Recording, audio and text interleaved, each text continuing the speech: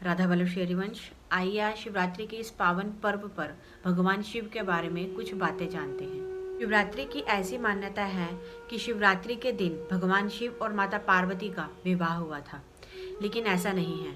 महाशिव पुराण की प्रथम संहिता में वर्णन है कि शिवरात्रि क्यों मनाई जाती है। शिवरात्रि के दिन भगवान शिव ज्योति के रूप में प्रकट हुए थे और उस ज्योति में से शिवलिंग प्रकट हुए थे, जिस शिवलिंग की हम सभी पूजा करते हैं, जिस शिवलिंग को हम भगवान शिव का रूप मानते हैं। इस दिन सर्वप्रथम ब्रह्मा जी और विष्णु जी ने उस शिवलिंग की पूजा की थी, इसीलिए उस दिन विशेष प्रकार से शिवलिंग की पूजा की जाती है और शिवलिंग पर जल चढ़ाने का विशेष महत्व होता है। एक बार भगवान विष्णु ने भगवान शिव की पूजा करने का संकल्प किया। उन्होंने ऐसा संकल्प किया कि वो भगवान शिव को 1000 स्वर्ण कमल के पुष्प अर्पित करेंगे। वो संकल्प ऐसा था कि एक बार जब वो पूजा में बैठ गए तो उसके बाद वो उसमें से उठ नहीं सकते थे।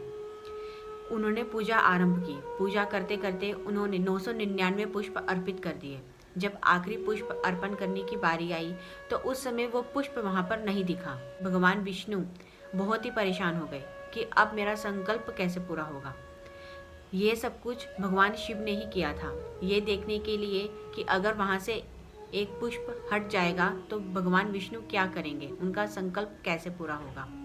वो उनकी भक्ति देखना चाहते थे। उन्होंने ये विचार किया कि मुझे तो सभी कमल के समान ही कहते हैं। मेरे नैन कमल हैं, मेरे हस्त कमल हैं, मेरे चरण कमल हैं, मेरे हर अंग को कमल के समान कहा जाता है, तो क्यों ना मैं स्वयं को ही उनको अर्पित कर दूं। ऐसा कहते हुए भगवान विष्णु ने स्वयं को शिवलिंग को समर्पित कर दिया, यानी कि उन्होंने शिवलिंग को गले से लगा लिया।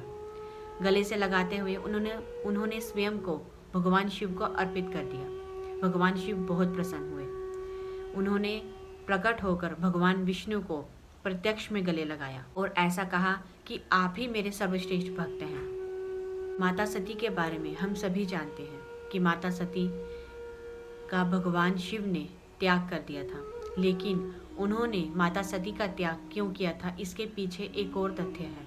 वो ये है कि माता सती भगवान विष्णु के पास जाती हैं और उनको कहती हैं कि भगवान शिव बहुत ही व्याकुल रहते हैं।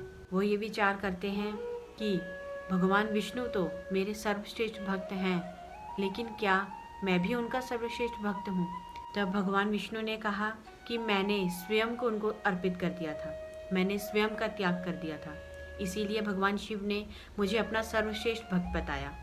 जब भगवान शिव मेरे लिए अपनी सबसे कीमती वस्तु का त्याग कर देंगे, उस समय वो मेरे सर्वश्रेष्ठ भक्त हो जाएंगे।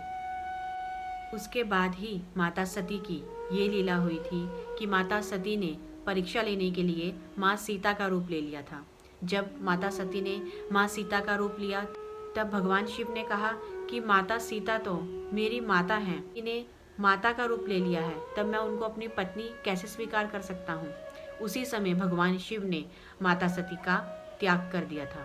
तभी भगवान विष्णु ने भगवान शिव को अपना सर्वश्रेष्ठ भक्त बताया था। इस प्रकार से भगवान विष्णु और भगवान शिव एक दूसरे के ही भक्त हैं, एक दूसरे के ही इष्ट हैं, एक दूसरे के ही गुरु हैं। वो एक दूसरे से बहुत प्रेम करते हैं। इसीलिए कहा जाता है कि अगर हम भगवान विष्णु की पूजा करते हैं, ठाकुर जी की पूजा करते हैं और हम भगवान शिव कोई सम्मान नहीं देते, भगवान विष्णु ठाकुर जी कभी भी हमारी पूजा को स्वीकार नहीं करते। ऐसे ही जब हम भगवान शिव की पूजा करते हैं और ठाकुर जी का सम्मान नहीं करते, तब भगवान शिव हमारी पूजा को स्वीकार नहीं करते। वल्लभ श्री हरिवंश।